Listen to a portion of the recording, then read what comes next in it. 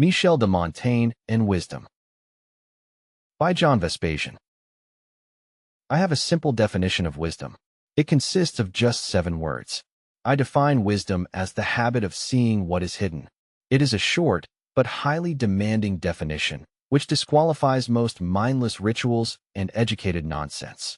Michel de Montaigne, 1533 to 1592, never quite managed to define wisdom, but his writings interpreted it in a fashion that astonished his contemporaries. He would pass review not only to the hidden elements, but also to their long-term consequences. For 20 years, Montaigne wrote one essay after another without any planning, organization, or consistency. He handled subjects that he found intriguing, annoying, or controversial. In many instances, he confessed that he was writing mostly for himself because he wanted to clarify his ideas. Why did he devote thousands of hours to reading, researching, and writing down his essays? Because he regarded the process as enjoyable and highly satisfying. Montaigne was immensely proud of his essays, even if they never enjoyed a large readership during Montaigne's lifetime. He did not care because his principal objective was to acquire wisdom, not popularity. Benevolence in Montaigne's wisdom. A day devoted to acquiring wisdom is a day well spent, said Montaigne. Every little piece of wisdom should be regarded as an investment that will bear fruit down the road. It is like a tree that will grow and deliver a load of delicious fruits each year. Montaigne's wisdom is spread all over his essays, but more often than not, his conclusions will go further than the essay's subject. Whether he is writing about literature, war, children's education, or religion, Montaigne loves to philosophize, that is, to draw lessons of universal application. When we read his essays, we can witness Montaigne talk to himself in a reproachful but benevolent tone. One day, he says that, "I am too lazy, too slow, I should be doing more," and then another day he writes that, "I do not need to do much. Living is more than enough." Montaigne's wisdom is rather chaotic because he was not a system builder like Aristotle, 384 to 322 BC, or Thomas Aquinas, 1225 to 1274. He just cared for his game of play and say, for his literary composition that should deliver him one worthy insight at the end of the day. Consistency was not Montaigne's goal by any stretch of the imagination. Instead of worrying about coherence, he trudged ahead contentedly, building his literary output day by day. For Montaigne, errors and discrepancies carry little weight in the grand scheme of things. He took those for granted and regarded them as impossible to eradicate. Montaigne's essay on giving the lie. Modern readers find it hard to understand that Montaigne did not make any effort to stay consistent. He simply affirmed that humans are prone to making mistakes, and that was that. Why did Montaigne care so little about logic, accuracy, and perfection?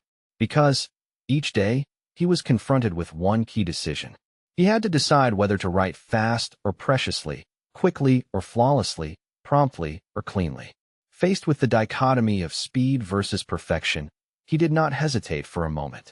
Montaigne always chose speed. It's the most satisfying approach for those who want to enjoy right away the fruit of their labors, whether physical or intellectual. Take for instance Montaigne's essay titled On Giving the Lie, which, in contemporary parlance, should be rather titled On Lying or On Misrepresentation. Montaigne takes on a fairly commonplace subject, but only as an excuse to explore a controversial thesis. When is it moral to misrepresent, deceive, or prevaricate? Or is it always wrong to behave dishonestly? I come back to my definition of wisdom as the habit of seeing what is hidden. Montaigne certainly tried to do so. He had zero interest in obvious, self-evident, conformist ideas, and focused his efforts on the exotic, unorthodox, and controversial. Lying is not as unethical and unacceptable as most people claim, argued Montaigne, because truth is hard to come by. We do not possess knowledge in every area, and like it or not, our speech is going to contain imprecise statements, exaggerations, and omissions. Those are innocent misrepresentations, but still, they remain untrue. Argumentation in Montaigne's wisdom. Montaigne is at his best when he starts to pile up historical anecdotes that support his thesis. He tells us about the Greek general Themistocles, 524 to 459 BC, who chose to disdain any person that questioned his integrity. I speak as I speak, Themistocles replied, although events may unfold differently. Apparently, Themistocles was so sure of his standpoint that he expected it to carry the day. The fact that he made occasional errors did not bother him in the least. Julius Caesar, 100 to 44 BC, employed a similar strategy. He was sometimes accused of lying, especially after he had turned from military commander to politician. Instead of losing his temper, he smiled and replied that he wasn't required to justify his words at that point. Montaigne is not endorsing lying and misrepresentation as a way of life, but he is advising people to be more practical and less dogmatic. We should steer away from malevolent liars, but on the other hand, we should not make a big fuss if someone makes an innocent mistake. Diogenes, 412 to 323 BC, was known for his provocations of all sorts, and once he happened to attack Plato, 427 to 347 BC. I do not know the details of Diogenes' accusations, but it seems that Plato had made a mistake or incurred a contradiction. Although Diogenes made a big fuss about the mistake and called Plato a liar, he didn't achieve his goal.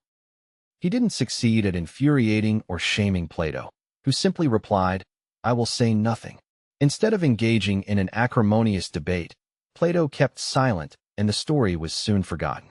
Montaigne considers Plato's response as one of the best. Maybe Diogenes was correct, but what's the benefit of taking part in a shouting contest? Montaigne's conclusion, his daily piece of wisdom, comes at the end of each essay, after he has solidly built his argument. In his essay on giving the lie, he had driven home the point that truth is not a privilege that we have the right to demand at all times. His wisdom is generally mild, sugary, and benevolent. He is willing to acknowledge his own mistakes and record them in writing, so that they can be turned into wisdom of general use. Let us forgive innocent lies, Montaigne advises.